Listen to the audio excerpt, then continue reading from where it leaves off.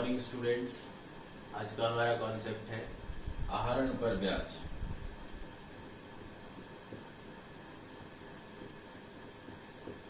इसको इंग्लिश में बोला जाता है इंटरेस्ट ऑन ड्रॉइंग्स। दोनों ही शब्द हमारे सुने हुए हैं। आहरण, सबसे पहले हम आहरण की बात करते हैं। आहरण का मतलब होता है कि किसी भी व्यापार के स्वामी द्वारा अपने निजी उद्देश्यों की पूर्ति के लिए व्यवसाय से अगर कोई भी राशि निकाली जाती है तो उसको आहरण कहा जाता है।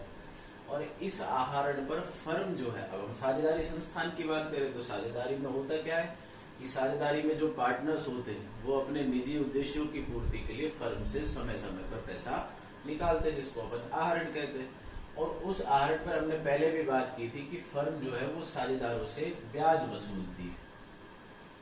तो इसका सीधा सीधा मतलब हो गया कि ये फर्म के लिए तो एक आवक है, मतलब इनकम हो गई, और साझेदारों के लिए खर्चा है। ये तो इसकी प्रकृति हो गई।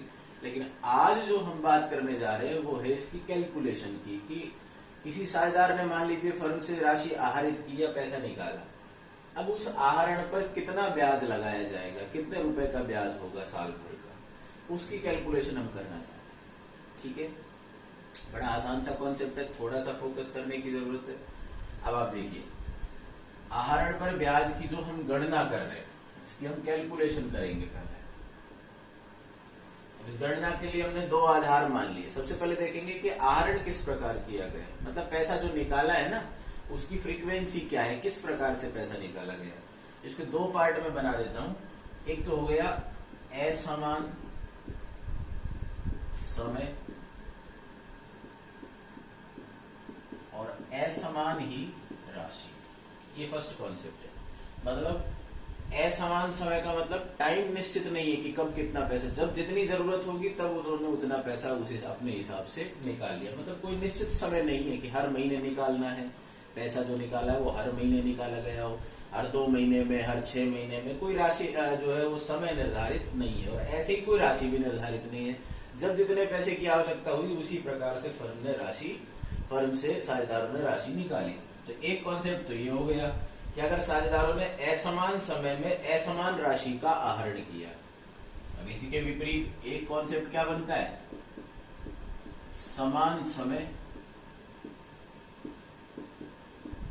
और समान राशि। इसमें होता क्या है कि दूसरे कॉन्सेप्ट में क्या है कि वैसे फिक्स किया हुआ है। जैसे साझेदार क्या करते हैं, हर महीने एक निश्चित राशि निकाल ली, या हर महीने के अंत में निकाल ली, या हर महीने के प्रारंभ में निकाल ली, हर 2 महीने के गैप में निश्चित राशि निकाल ली। तो उसको बोला जाता है समान समय और समान राशि, क्योंकि इसकी गणना जो है वो इन्हीं पे डिपेंड करती है। सबसे पहले तो हमको यही समझना होगा कि साझेदारों ने जो राशि निकाली है वो असमान समय में असमान राशि निकाली है या समान समय में समान राशि निकाली है। इसके बाद इसकी कैलकुलेशन स्टार्ट होगी। अब मान लीजिए सबसे पहले अपन बात करते हैं कि यदि साझेदारों ने असमान समय में असमान राशि का आहरण किया है, तो अब इस कॉन्सेप्ट को कैलकुलेशन के लिए हमको जो है याद क्या रखना है कि यहाँ ये सॉल्व होगा गुणनफल विधि से। अगर किसी साझेदार ने फर्म से असमान समय में असमान राशि का आहरण किया है तो उसका ब्याज की गणना कौन सी विधि से होगी, गुणनफल विधि से। इसको अंग्रेजी में अपन कहते हैं प्रोडक्ट मेथड।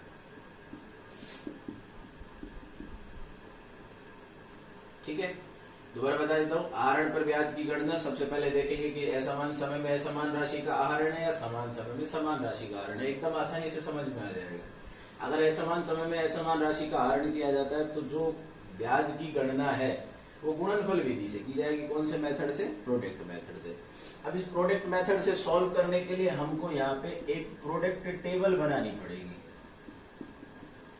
एक सारणी बनानी पड़ेगी जिसको गुणनफल सारणी या प्रोडक्ट टेबल बोला जाएगा। ठीक है, अभी प्रोडक्ट टेबल बनेगी कैसे, इसको अपन देख लेते हैं। ये आप नोट कर लीजिएगा।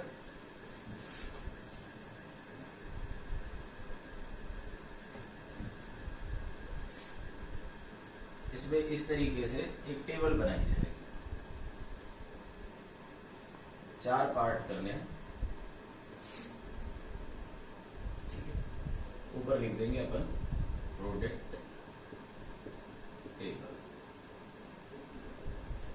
सबसे पहला जो कॉलम है हमारा वो हो गया डेट।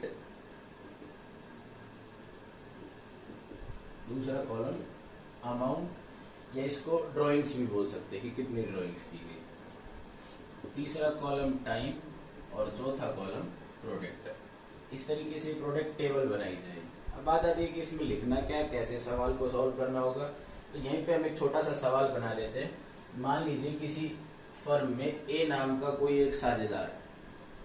अब इस साझेदार ने क्या किया, ये साल हमारा शुरू हुआ 1 अप्रैल 2017 को, जिसका एंड होना है 31 मार्च 2018।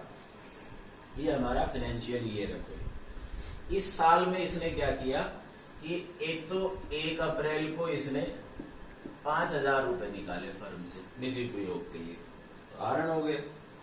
फिर इसने 1 जुलाई को या 4,000 रुपए निकाले। फिर इसने 30 सितंबर को 6,000 रुपए निकाले। और फिर इसने क्या किया, लास्ट में 1 दिसंबर को 15,000 रुपए निकाले। तो इस तरीके से इसने फर्म से आहरण किया। आहरण पर ब्याज की दर मान लीजिए 12% वार्षिक है सवाल में। अब इसका हमको आहरण पर ब्याज की गणना करनी है। बड़े आसानी से आपको समझ में आ रहा होगा कि ये असमान समय में असमान राशि का सवाल है। कारण यहाँ 5,000 निकाले, फिर 4,000 निकाले, 6,000 निकाले, 15,000 निकाले, तो असमान राशि हो गई। और यहाँ देखोगे तो आप समय भी निश्चित नहीं है। यहाँ अप्रैल से जुलाई के बीच में अप्रैल, मई और जून 3 महीने का गैप है। फिर जुलाई से सितंबर में जुलाई, अगस्त और सितंबर, यहाँ भी 3 महीने का गैप है। अब सितंबर के बाद में अक्टूबर और नवंबर 2 ही महीने का गैप है। तो ये जो गैप है वो भी इक्वल नहीं है और राशि भी इक्वल नहीं है। तो असमान समय में असमान राशि का सवाल हो गया। कैसे सॉल्व होगा, प्रोडक्ट टेबल बना के। प्रोडक्ट टेबल में अब डेटा हम फिल करते हैं। सबसे पहले डेट है, तो जिस डेट को इन्होंने आहरण किया वो लिखेंगे आप, और कितने का आहरण किया वह लिख देंगे। ऐसे ही नेक्स्ट आहरण इसने किया 1 जुलाई को, कितने रुपए का किया, 4,000 रुपए का। फिर 30 सितंबर को अमाउंट निकाली 6,000 रुपए, और लास्ट किया 1 दिसंबर को, और ये अमाउंट निकाली 15,000।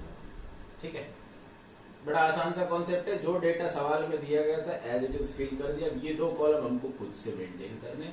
ये है टाइम का कॉलम। अब टाइम का मतलब होता है कि जिस डेट को आहरण किया है, मतलब जब पैसा निकाला है, उस डेट से लेके ईयर एंड की जो डेट है, हमारी वर्ष के अंत की जो तारीख है, इसके बीच के महीने काउंट करेंगे हम।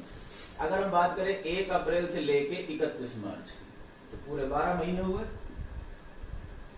अगर हम बात करें 1 जुलाई से और 31 मार्च की, क्योंकि ईयर एंड तक देखना है, तो जुलाई, अगस्त, सितंबर, अक्टूबर, नवंबर, दिसंबर, जनवरी, फरवरी, मार्च, पूरे 9 महीने हो गए, या 9 लिख देंगे। 30 सितंबर पूरा चला गया। अक्टूबर से शुरू करते हैं, 6 महीने हो गए। और दिसंबर से दिसंबर, जनवरी, फरवरी, मार्च, 4 महीने हो गए। इस तरीके से हम जो है वो टाइम कैलकुलेट करेंगे।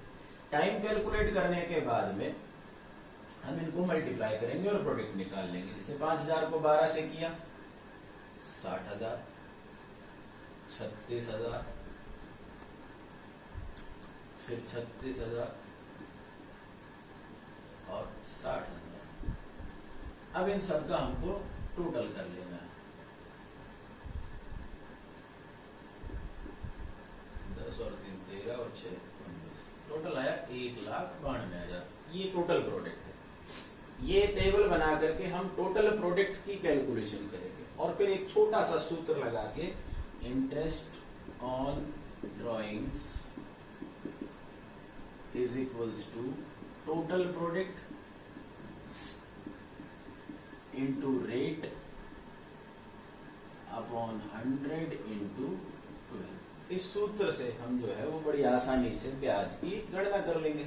सूत्र बड़ा आसान सा है, आसानी से आप लगा सकते हो। टोटल प्रोडक्ट हुआ, यहाँ पे ले रहा हूं मैं 1,92,000 इंटू रेट, ये सवाल में दी हुई मिलेगी 12%, लिख दिया 12 बटे 100 गुणा 12। अब इसको हम सॉल्व कर लेते हैं।